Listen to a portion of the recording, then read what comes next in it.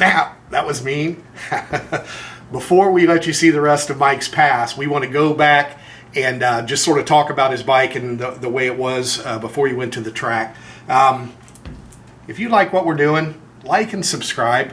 We would really appreciate it. Now, if you follow the last video, we went to the track, we tried to wreck Mike, we covered the track in oil, shut down the lane for the rest of the night, so basically everyone there hated us.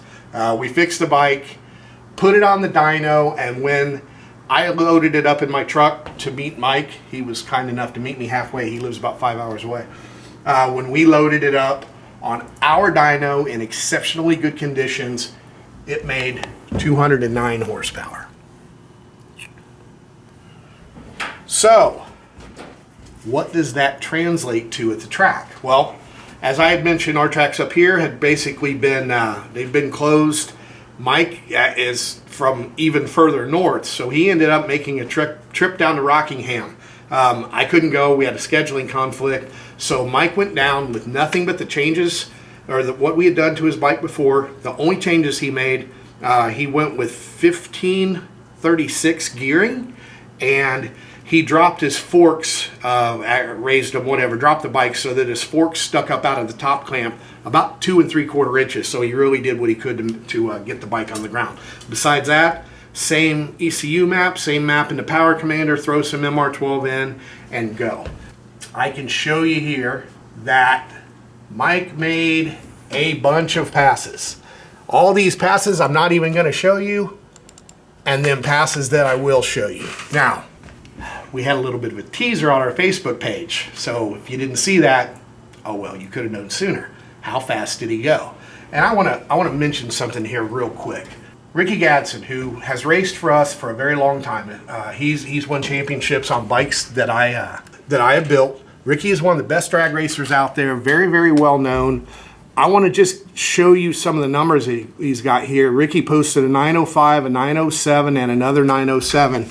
Now, that's on his ZX-10. He has carbon fiber wheels and one rotor removed, whereas Mike has the stock wheels and all the rest of the stock stuff, you know, that we did in the previous videos. So, now we go to Mike. Mike's best pass, boom, boom, boom. 902, 160.92 miles an hour. Now, Rickey and Mike are about the same size. Rickey was at Valdosta. Mike was at Rockingham. Valdosta is a faster track. I've done back-to-backs. So what do we have here? Rickey's bike did a 307 back half. Mike's bike did a 307 back half. The difference is Mike ran a 401 330 and a 595 in the eighth to Rickey's 404 in the 330 and a 598 in the eighth. So, all y'all that are saying Mike can't ride, you need to put somebody else on the bike, blah, blah, blah, blah. Mike rides very well, and I'm going to look into my crystal ball and predict that he goes in the eights in the super stock class for 2020. So, Mike made about 30 passes. I wasn't there. I wasn't there to do the clutch. I wasn't there to do any tuning. Same clutch the whole time. What he did, he backed up this 902. Here we go. A 904, a 907, a 909, a 910, a 911.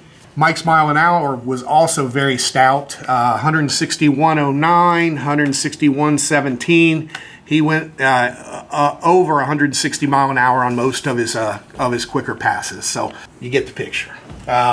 And he said the bike was still very, very difficult to ride. He wants to play with the gearing a little bit more.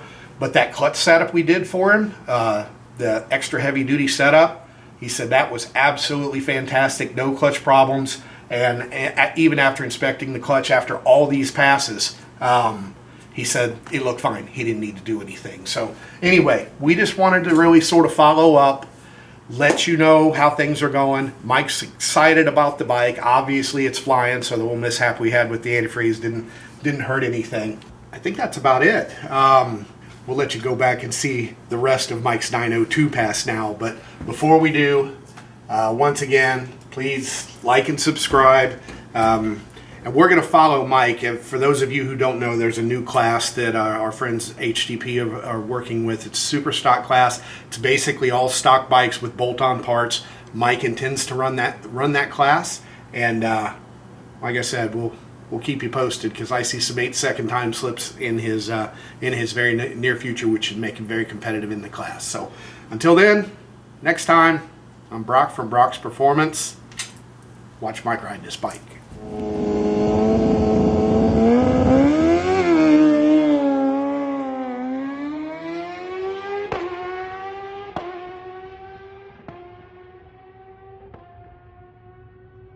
Oh, it's so close.